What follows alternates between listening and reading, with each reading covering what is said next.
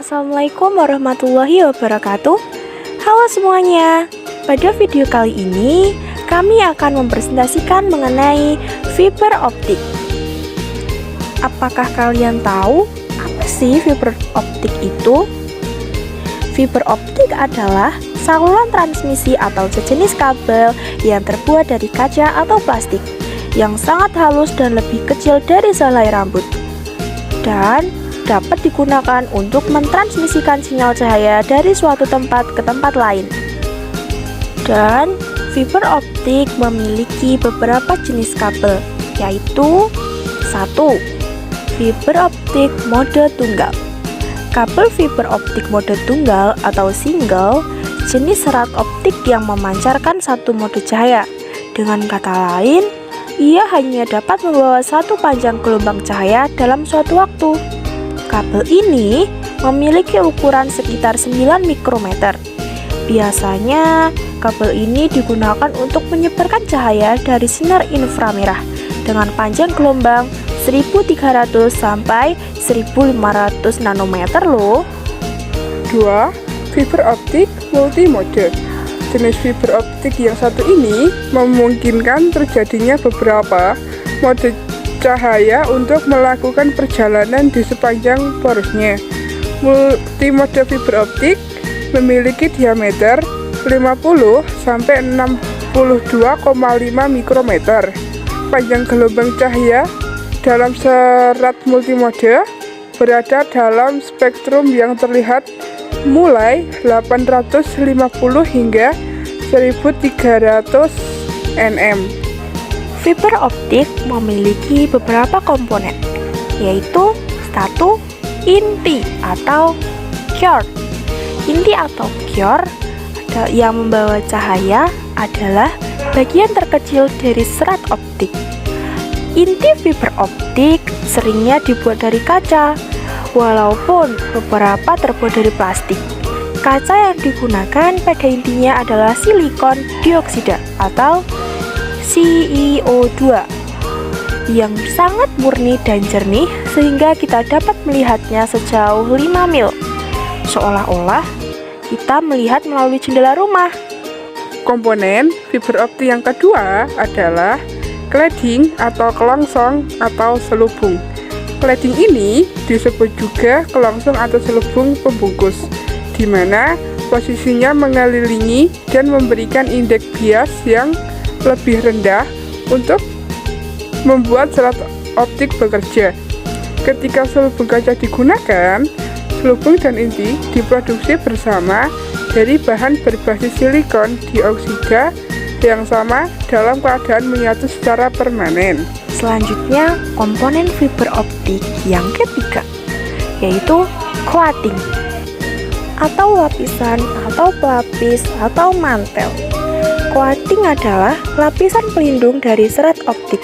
Lapisan ini berfungsi sebagai penyerap guncangan, goresan, dan juga melindungi dari kelembapan yang berpotensi merusak pelongsong atau cladding. Tanpa coating, fiber optik akan menjadi sangat rapuh.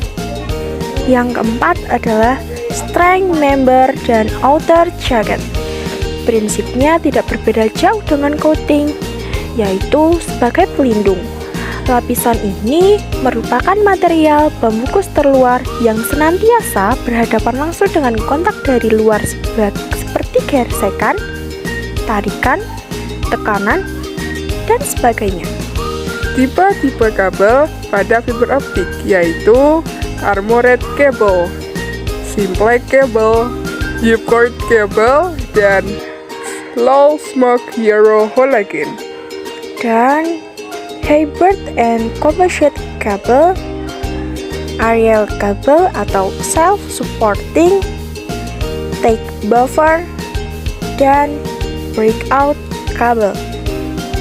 Fiber optik memiliki kelebihan dan kekurangan loh. Kelebihannya adalah 1. Transmisi data dengan kecepatan yang tinggi. 2. Bandwidth yang besar hingga gigabit. 3. Jangkauan wilayahnya yang luas. 4. Kabel lebih awet dari gangguan alam yang ekstrim. 5. Biaya perawatan yang murah. 6. Mampu menahan gangguan elektromagnetik. Dan 7. Fitur keamanan yang kuat. Dan kekurangan dari kabel fiber optik adalah 1. Harganya paling mahal dibandingkan jenis kabel lainnya. 2. Proses instalasi yang rumit sekali. Yang ketiga, butuh investasi yang besar saat pemasangan. Dan yang keempat, yaitu tidak sembarang teknisi bisa memperbaiki saat terjadi kerusakan. Wah, payah banget ya. Fungsi fiber optik yaitu sama seperti jenis kabel yang lain, yakni menghubungkan antar komputer atau pengguna satu sama lain dan dalam lingkup jaringan tertentu.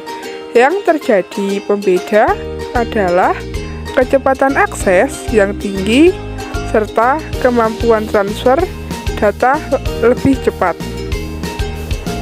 Selanjutnya, kita akan mempelajari cara kerja fiber optik.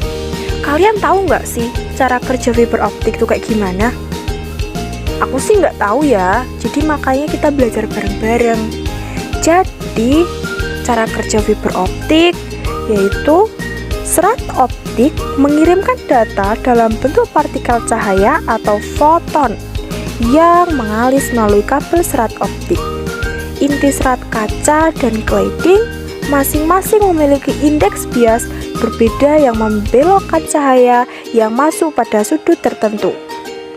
Ketika sinyal cahaya dikirim melalui kabel serat optik, mereka memantulkan inti dan lapisan dalam serangkaian pantulan zigzag ya guys ya, zigzag, mengikuti proses yang disebut refleksi internal total. Jadi gitu guys, cara kerja fiber optik tuh kayak gitu, diinget-inget ya guys ya. Di dalam fiber optik memiliki peralatan-peralatan, diantaranya 1. Stripper atau mirror, sama seperti kabel-kabel yang lain. Salah satunya seperti kabel koaksial dan UTP. Kabel fiber optik juga memerlukan alat ini. Alat ini berfungsi sebagai media untuk memotong dan mengupas kulit dan daging kabel. Yang kedua adalah cleaver. Cleaver tools ini mempunyai fungsi untuk memotong core yang kulit kabel optiknya sudah dikupas. Perlu kalian ketahui,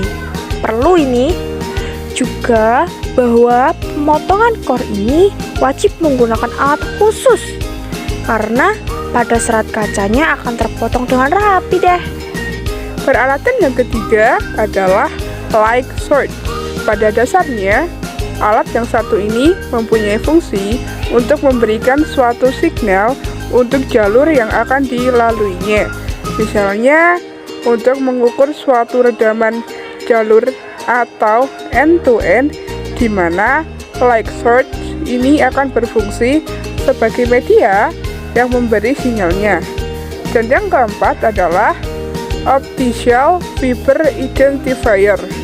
Alat yang satu ini memiliki fungsi untuk mengetahui arah sinyal dengan penunjuk arah dan besar daya yang dilaluinya. Yang kelima adalah optical termination box atau OTB. Optical termination box berfungsi sebagai pendistribusian fiber seperti FDF yang menampung maksimum 72 core. Yang keenam, ODP atau Optical Distribution Point. ODP merupakan sebuah perangkat pendukung layanan fiber optik yang berfungsi sebagai titik terminasi kabel drop optik atau tempat untuk membagi satu core optik ke beberapa pelanggan atau terminal. Jadi, sekian presentasi yang bisa kami lakukan. Kurang dan lebihnya mohon maaf. Jika ada yang belum jelas, silahkan tanyakan. Tapi, jangan minta kepastian. Karena kami di sini presentasi, bukan mengisi hatimu yang sunyi. Sekian, terima kasih. Wassalamualaikum warahmatullahi wabarakatuh.